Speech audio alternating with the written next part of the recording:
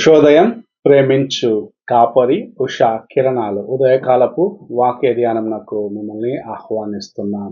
ప్రార్థన.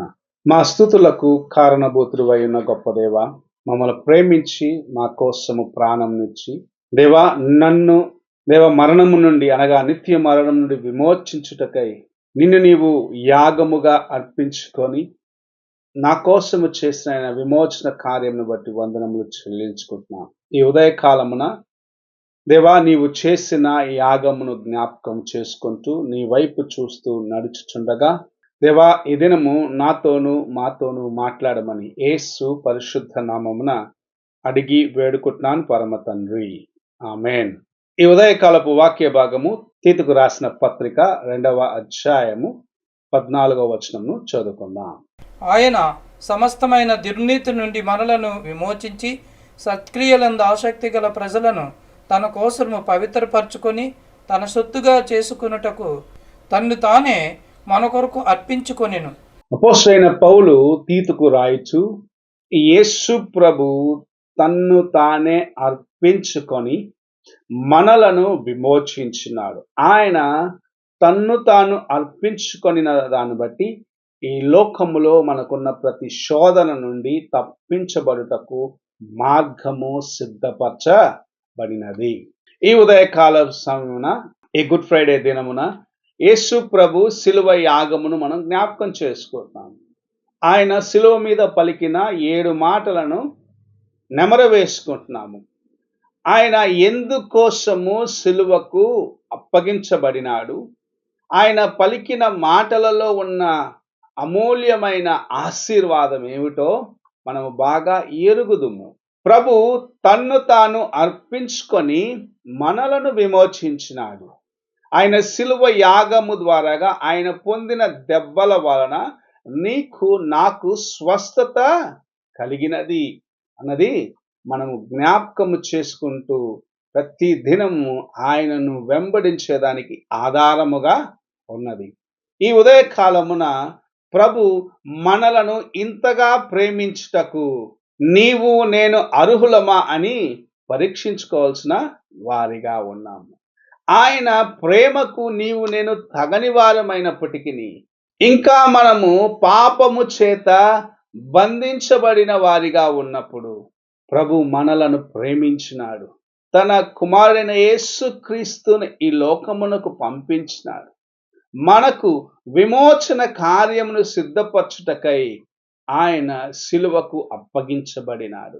ఆయన శిలువకు అప్పగించబడిన దాన్ని బట్టే ఆయన పొందిన దెబ్బల వలన నీకు నాకు విమోచన ఉన్నది, స్వస్థత ఉన్నది, విడుదల ఉన్నది, నిత్య రాజ్య ప్రవేశము ఉన్నదని దేవుని యొక్క వాక్యము సెలవిస్తున్నది. ఈ లోక శోధనల నుండి, అపవాది యొక్క ప్రతి తంత్రములో నుండి నీవు నేను తప్పించబడుటకై, నీవు నేను విడిపించబడ్డ వారిగా తండ్రి యొక్క రాజ్యములో ప్రవేశము పొందుటకై ప్రభువైన యేసుక్రీస్తు తన్ను తానే మన కోసము క్రయధన బలిగా అర్పించుకున్నాడు. ప్రభువైన యేసుక్రీస్తు ఈ లోకమునకు రాకపోతే నీకు నాకు విమోచన లేదు అని దేవుని యొక్క వాక్యము సెలవిస్తూ ఉన్నది. ఎందుకు ఆయన ఇన్ని శ్రమలను భరించినాడు అని పరీక్షించిన ఎడల, లేకుంటే ఆలోచించిన ఎడల, నిన్ను ఎంతగా ఆయన ప్రేమించినాడు, నీ పైన ఆయన ఎంతగా తన యొక్క కృపనుంచినాడో అనేది గుర్తించగలవు. ఈ ఉదయకాల సమయమున దేవుని ప్రేమను నీవు గుర్తించగలుగుచూ ఉన్నావా? నీవు నశించి నరకమునకు పోరాదని తన్ను తాను బలిగా అర్పించుకొని గాయములు పొందినవాడిగా, రక్తమును కార్చిన వాడిగా నీకోసము నా కోసము ఆయన తన యొక్క జీవమును ఇచ్చి మనల్ని విమోచించినాడు. ఆయన ప్రేమను నీ జీవితంలో నీవు అనుభవించటం మాత్రమే కాదు, ఇతరులకు నువ్వు పరిచయము చేయాలని ప్రభు ఆశిస్తూ ఈ ఉదయకాల సమయమున నీతో నాతో మాట్లాడుచూ ఉన్నాడు. ఆయన సిలువ వేయబడినది, సిలువ మ్రాను పైన ఆయన ఆ ఎర్రటి ఎండలో వేలాడినది నిన్ను విమోచించుటకే, నీకోసమే అని నీవు గుర్తించినట్ల నీకులాగా నశించే వారిని కూడా దేవుని అనగా ఒకప్పుడు నీవు జీవించిన ఆ పాపముల నుండి ప్రభు నిన్ను విమోచించుటకై చేసిన కార్యములు నీవు గుర్తిస్తూ నీలాగా ఇంకా ఎందరైతే పాపములో చిక్కుకొని ఉన్నారో వారిని ఆయన యొద్దకు నడిపించే జీవితమును నీవు కలిగి ఉండాలని ప్రభు ఆశిస్తూ ఉన్నారు. ఆయన తన ప్రాణమును అర్పించిన దాన్ని బట్టి, ఆయన తన యొక్క జీవమును ఇచ్చిన దాన్ని బట్టి నీవు నేను ఈ దినము స్వతంత్రులమై ఉన్నామని గుర్తించి ఆయన కోసం అంతం వరకు నిలిచి ఉండుటకై ప్రయత్నిద్దాం. ఆయన కృప తోడుగా ఉండి మనలను నడిపించును గాక. ప్రార్థన చేసుకుందాం. పరిశుద్ధుడు అయిన యేసయ్య, ఈ ఉదయకాల సమయానికై స్తోత్రములు చెల్లించుకుంటున్నాం. నీవు నన్ను ప్రేమించి ఈ లోకమునకు దిగివచ్చినావు, నా కోసము ప్రాణం ఇచ్చినావు.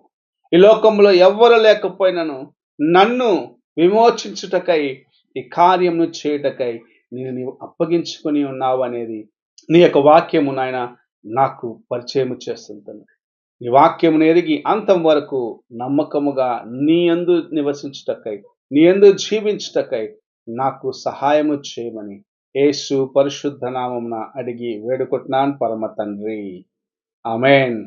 తండ్రి అయిన దేవుని ప్రేమ, కుమారుడైన క్రీస్తు కృప, ఆదరణకర్తైన పరిశుద్ధాత్మిక సహవాసము ఇప్పుడు ఎల్లప్పుడూ తోడై ఉండి సదాకాలము నడిపించును గాక. ఆమేన్.